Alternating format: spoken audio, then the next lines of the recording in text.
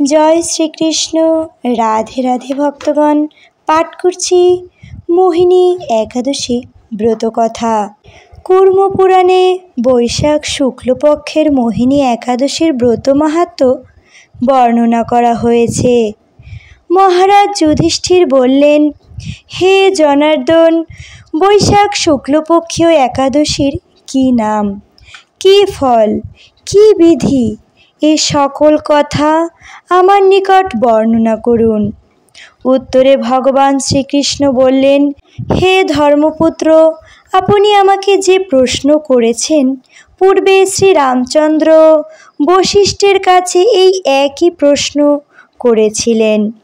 তিনি জিজ্ঞাসা করেছিলেন, হে মুনিবর, আমি জনকনন্দিনী সীতার বিরহজনিত কারণে বহু দুঃখ পাচ্ছি, তাই একটি উত্তম ব্রতের কথা আমাকে বলুন, যা দ্বারা সর্বপাপক্ষয় ও সর্বদুঃখ বিনষ্ট হয়। এ কথা শুনে বশিষ্ঠদেব বললেন, হে রামচন্দ্র, তুমি উত্তম প্রশ্ন করেছ। যদিও তোমার নাম গ্রহণেই মানুষ পবিত্র হয়ে থাকে, তবুও লোকের মঙ্গলের জন্য তোমার কাছে সর্বশ্রেষ্ঠ ও পরম পবিত্র একটি ব্রতের কথা বলছি। বৈশাখ মাসের শুক্লপক্ষীয় একাদশী মোহিনী নামে প্রসিদ্ধা। এই ব্রত প্রভাবে মানুষের সকল পাপ, দুঃখ ও মোহজাল অচিরেই বিনষ্ট হয়। তাই মানুষের উচিত সকল পাপ ক্ষয়কারী ও সর্বদুঃখ বিনাশী এই একাদশী ব্রত পালন করা। একাগ্রচিত্তে তার মহিমা তুমি শ্রবণ করো। এ কথা শ্রবণ মাত্রই সমস্ত পাপ বিনষ্ট হয়। পবিত্র সরস্বতী নদীর তীরে ভদ্রাবতী নামে এক সুশোভনা নগরী ছিল। চন্দ্রবংশজাত ধৃতিমান নামে এক রাজা সেখানে রাজত্ব করতেন।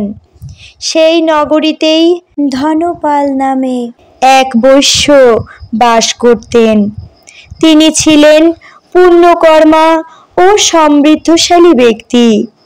তিনি নলকূপ, জলাশয়, উদ্যান, মঠ ও গৃহ ইত্যাদি নির্মাণ করতেন।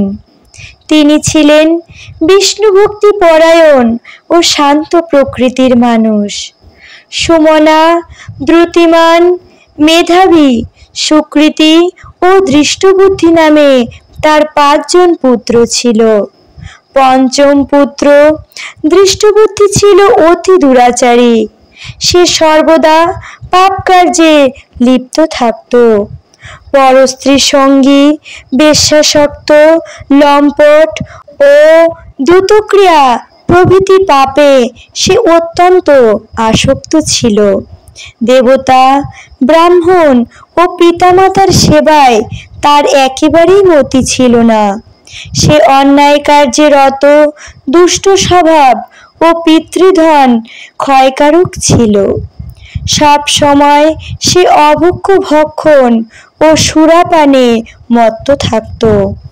পিতা ধনপাল একদিন পথ চলছিলেন। হঠাৎ তিনি দেখতে পেলেন দৃষ্টবুদ্ধি এক বেশ্যার গলায় হাত রেখে নিঃসংকোচে ঘুরে বেড়াচ্ছে। তার নির্লজ্জ পুত্রকে এইভাবে চৌরাস্তায় ভ্রমণ করতে দেখে তিনি অত্যন্ত মর্মাহত হলেন। এই কুস্বভাব দর্শনে ক্রুদ্ধ হয়ে তিনি তাকে গৃহ থেকে বার করে দিলেন। তার আত্মীয় স্বজনও তাকে পরিত্যাগ করল। সে তখন নিজের অলঙ্কারাদি বিক্রয় করে জীবন অতিবাহিত করত। কিছুদিন এভাবে চলার পর অর্থাভাব দেখা দিল। ধনহীন দেখে সেই বেশ্যাগণ তাকে পরিত্যাগ করল। অন্ন বস্ত্রহীন দৃষ্টবুদ্ধি ক্ষুধা তৃষ্ণায় অত্যন্ত কাতর হয়ে পড়ল। অবশেষে নিজের গ্রামে সে চুরি করতে শুরু করল। একদিন রাজপ্রহরী তাকে ধরে বন্দি করল, কিন্তু পিতার সম্মানার্থে তাকে মুক্ত করে দিল। এইভাবে বার কয়েক সে ধরা পড়ল এবং ছাড়া পেল, কিন্তু তবুও সে চুরি করা বন্ধ করল না। তখন রাজা তাকে কারাগারে বদ্ধ করে রাখলেন। বিচারে সে কশাঘাত দণ্ড ভোগ করল। কারাভোগের পর অনন্য উপায় দৃষ্টবুদ্ধি বনে প্রবেশ করল। সেখানে সে পশু পাখি বধ করে তাদের মাংস ভক্ষণ করে অতি দুঃখে পাপময় জীবনযাপন করতে লাগল। দুষ্কর্মের ফলে কেউ কখনো সুখী হতে পারে না, তাই সেই দৃষ্টবুদ্ধি দিবারাত্রি দুঃখ শোকে জর্জরিত হলো। এইভাবে অনেক দিন অতিবাহিত হলো। কোন পুণ্য ফলে সহসা একদিন সে কৌণ্ডিন্য ঋষির আশ্রমে উপস্থিত হলো। বৈশাখ মাসে ঋষিবর গঙ্গা স্নান করে আশ্রমের দিকে প্রত্যাবর্তন করছিলেন। শোকাকুল দৃষ্টবুদ্ধি তার সম্মুখে উপস্থিত হলো। ঘটনাক্রমে ঋষির বস্ত্র হতে এক বিন্দু জল তার গায়ে পড়ল। সেই জলস্পর্শে তার সমস্ত পাপ দূর হলো। হঠাৎ তার শুভ বুদ্ধির উদয় হলো। ঋষির সামনে সে কৃতাঞ্জলি পুটে প্রার্থনা করতে লাগলো, হে ঋষি শ্রেষ্ঠ, যে পুণ্য প্রভাবে আমি এই ভীষণ দুঃখ যন্ত্রণা থেকে মুক্তি লাভ করতে পারি তা কৃপা করে আমাকে বলুন। ঋষিবর বললেন, বৈশাখ মাসের শুক্লপক্ষে মোহিনী নামে যে প্রসিদ্ধ একাদশী আছে, তুমি সেই ব্রত পালন করো। এই ব্রতের ফলে মানুষের বহু জন্মার্জিত পর্বত পরিমাণ পাপরাশিও ক্ষয় হয়ে থাকে। মহামুনি বশিষ্ঠ বললেন, কৌণ্ডিন্য ঋষির উপদেশ শ্রবণ করে প্রসন্ন চিত্তে দৃষ্টবুদ্ধি সেই ব্রত পালন করল। হে মহারাজ রামচন্দ্র, এই ব্রত পালনে সে নিষ্পাপ হল, দিব্যদেহ লাভ করল।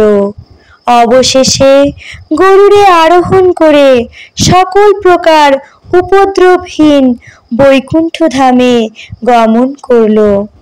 হে রাজন, ত্রিলোকে মোহিনী ব্রত থেকে আর শ্রেষ্ঠ ব্রত নেই। যজ্ঞ, তীর্থস্থান, দান ইত্যাদি কোনো পুণ্য কর্মই এই ব্রতের সমান নয়। এই ব্রতের কথা শ্রবণ কীর্তনে সহস্র গোদানের ফল লাভ হয়। হরে কৃষ্ণ। একাদশী ব্রতের দিন অবশ্যই ব্রত মাহাত্ম্য শ্রবণ করুন। ব্রত মাহাত্ম্য শ্রবণ না করলে ব্রত অসম্পূর্ণ থেকে যায়।